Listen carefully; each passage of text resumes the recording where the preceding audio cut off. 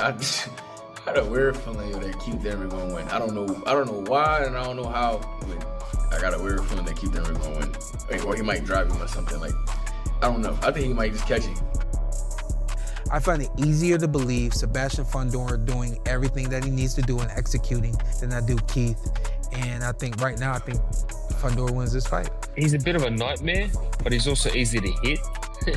But he's also a real tough motherfucker that gets hit and it keeps coming, you know? So it's hard to box him. It's hard to be strategic when you fight Fundora. Fight coming up with Sebastian Fundora and Keith Thurman, man. It's going to be a banger of a fight, I tell you that. Regardless of who comes out the winner, I know the fans are going to win for sure. Me personally, I think Sebastian Fundora is a nightmare for anybody in the ring. 6'4", 6'5", 154 pounds, man. It's crazy. He's not just a frail guy in there. He's powerful, he's strong, and he's bringing the heat. Then on the other side, you got Keith Thurman. You know, one-time Thurman, he's going to use his footwork, he's going to use his movement, and he's going to try to land the devastating shots like he used to. Keith Thurman been out the ring for a while, and it's going to be hard to shake that ring rust off against a formidable champion like Fundora, man. It's going to be tough, so I give the edge to Fundora for sure. And if Keith does pull it off, it definitely will shock me. But the last thing to leave... Fundora wins. I think the thing with Fundora, he's very tall. And when he throws punches, it's like he just throws down and it doesn't take much energy. It's not like his punches are physically hard, but they're very stingy. And they're just non-stop. Bam, bam, bam, bam, bam, bam, bam. And with that type of style, it doesn't make you breathe. It doesn't make you rest. Unless you work your legs. And I think Keith Thurman's good at working his footwork and he's able to, I don't know, maybe maneuver and then punch and come in different angles. His head's all over the place at times, you know, he's got to work the body. So it's going to be an interesting fight. But I'm with how Fundora fought in the last fight, I feel like... March 28th, you taking on arguably the biggest challenge resume-wise and physically in the division. You're facing Sebastian Fundora. What's your thoughts on the fight, man? Just a great fight, man, you know? I mean, I love fighting the best. And Fundora's that man right now, you know? He's got the WBC world title, and he's got some great victories under his belt. He's growing, he's maturing. And like you said, man, I mean, he's just an obstacle for anybody at 154. But there ain't no test like the Thurman test, you know? Some way, somehow, I find a way to do it better than the rest, all right? The way that I get up in there and I start throwing these hands, you know, that's the real fire. He calls himself the Towering Inferno, but I'm a Florida boy, so... The boxing world is about to witness something absolutely wild. Keith Thurman versus Sebastian Fundora isn't just another title fight. It's a collision between two completely different eras of boxing, and the predictions coming in from the pros are shocking everyone. We're talking about a former unified welterweight king stepping up to face a towering champion who's been steamrolling through opponents like a freight train. And here's what's got everyone talking. The smart money isn't on the veteran. In fact, most boxing insiders are backing the younger, hungrier fighter to not just win, but to potentially end Thurman's career in devastating fashion. Just putting a little run in it, man. I was thinking about the fight, man. Keith Thurman and Fundora. Everything in me want to go with Keith. That's my man. We came up together. We go way back. But it's a big part of me that actually want to go with Fundora. My bad, Keith, man. But I got to keep it real with myself and the fans, man. I just wanted to put it out there, man. I'm rooting for Keith. I hope Keith win. He definitely always got a puncher's chance. Hopefully he can get Fundora up out of there, but... Let's break down what makes this matchup so insane. Sebastian Fundora defends his WBC Super Welterweight title against Keith Thurman, and this is being called one of the most stylistically intriguing fights in recent boxing memory.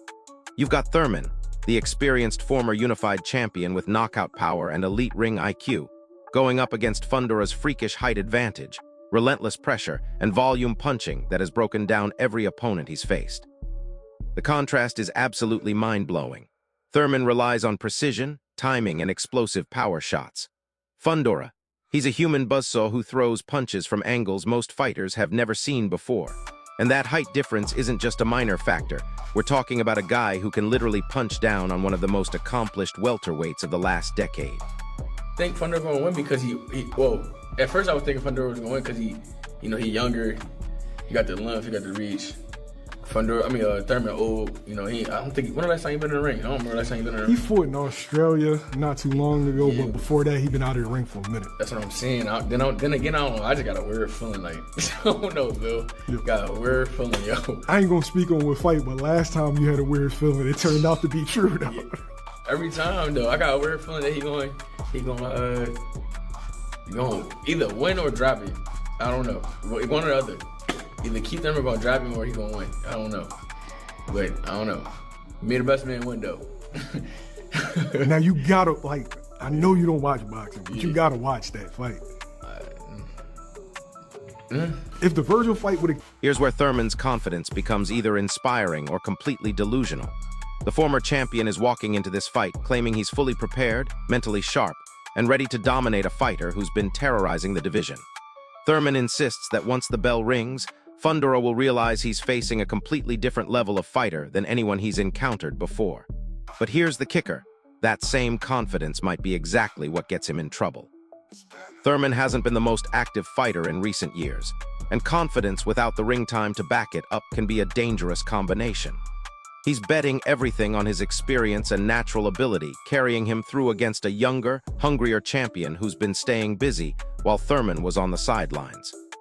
Time I had no shadow of a doubt that Keith would beat Fundora, and I might have been just kind of playing a mind game with myself, but just knowing all of the attributes that Keith has, that fight goes away and then it comes back. And when it comes back, now I have to be like realistic and honest with myself. Like, hey, this is the Keith of old, and you remember everything that he could do. And and I know personally, like as time goes by, if you aren't polishing that stuff, it's still there, but it's just ultimately ends up being there. That's the biggest question, and I'm gonna be honest with you, like I'm 50-50 on the answer. I don't have a definitive yes. I know that Keith is gonna take the right chances. He's gonna go for broke. He's gonna do what he has to do. And I don't have a definitive no. Keith is over the hill. He's just going in there, to try to show himself and stuff like that. I think he still wants to be on top of the world of boxing. I think he believes that he can still be on top of the world of boxing. But you got a kid that's looking at the top of the world of boxing. He's not truly there yet. I think he just needs the right dance partner. Even though he's had that with Tim a couple of times, he just needs the right dance partner to really get him over that ledge of becoming one. Now get this, most boxing experts are actually leaning toward Fundora over Thurman, and their reasoning is absolutely brutal. They're pointing to Thurman's age, his extended periods of inactivity, and his recent performances that haven't exactly screamed championship level. The analysts are breaking it down cold. Fundora's youth, size advantage, and insane work rate give him multiple paths to victory. Even veteran Gary Russell Jr., who knows a thing or two about championship boxing, is backing Fundora to win convincingly. Think about that for a second. These aren't casual fans making predictions. These are people who have been in the ring at the highest level, and they're seeing something in this matchup that suggests Thurman might be in for a rude awakening. Zoo, right before he got stopped in the corner, he had a barrage of shots that were effective against Fundora. Can he put together sequences like that? He'll have to. Thurman will have to go for broken spots, or else over the course of 12 rounds he'll get run over. Fundora should win. Fundora should handle his business. He's much younger. He has a lot of the kryptonite that gives Keith problems, volume and withering body shots, and Fundora should stop him. Yeah. But Keith, if he goes for broke, can make it an explosive fight. Yeah. Do you think he will? But wait, it gets even more interesting. Undefeated rising star Jaron Ennis, who many consider the future of the welterweight division, admitted he's genuinely unsure about who takes this fight. Ennis pointed out that both fighters have legitimate advantages that could swing the entire fight in their favor, making this one of the most unpredictable matchups we've seen in years. When a fighter of Ennis's caliber can't pick a clear winner, you know we're dealing with something special. He started to lean toward Fundora but caught himself, acknowledging that Thurman's experience and power make this fight impossible to call with certainty. That uncertainty from someone who studies the game as closely as Ennis tells you everything about how evenly matched these styles really are. But is kind of interesting, you know, it's tough to get ready for, you know, a guy with that height at this weight class. He has a lot of advantages against you in the ring, but, you know, the main thing that a lot of people didn't recognize in my fight with him was the lateral movement. You know, they noticed him getting downhill on me and kind of landing shots, but they didn't notice how many shots I was able to get out of the way of.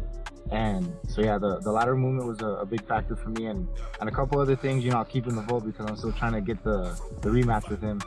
So, you know, we'll see, but I honestly think Thurman's a big threat because he's known, you know, for really good lateral movement. He knows how to get you to cross your feet up and come in with that leaping hook, which, you know, as we saw in my fight with him, that, you know, that can be his kryptonite.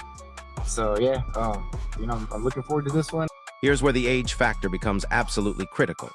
Former world champion Shawn Porter has been breaking down the potential problems Thurman faces, and his analysis is eye-opening.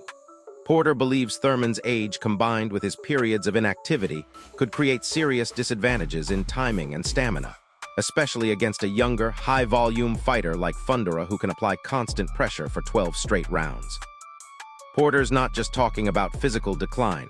He's talking about the subtle timing issues that develop when fighters spend too much time away from competition. Those split-second reactions that made Thurman elite. They might not be there when he needs them most against a fighter who throws punches from every conceivable angle.